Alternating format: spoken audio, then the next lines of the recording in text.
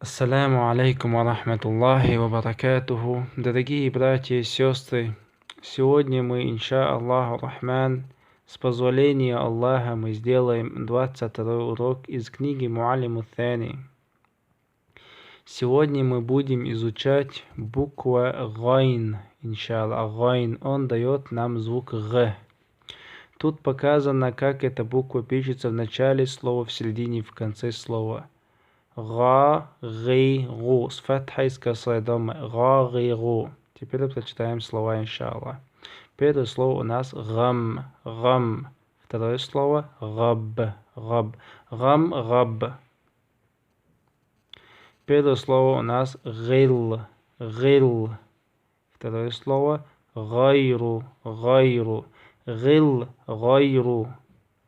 Первое слово баглу, баглу. Второе слово фаргу, фаргу. Баглу, фаргу.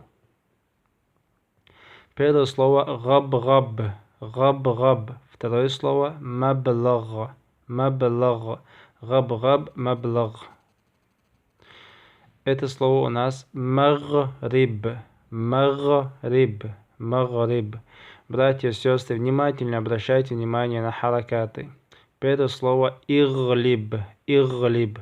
Второе слово игфир, игфир. Иглиб, игфир. Первое слово иштагала, иштагала. Второе слово яштагилу, яштагилу. Иштагала, яштагилу. Первое слово истагфара. Второе слово ястагфиру. Истагфара, ястагфиру.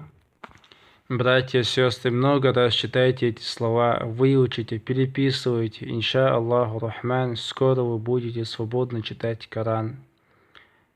Гам, габ, гил, гайру, баглу, фаргу, габ, габ, маблаг, магриб, иглиб, игфир, иштагала, яштагилу, истагфара, ястагфиру.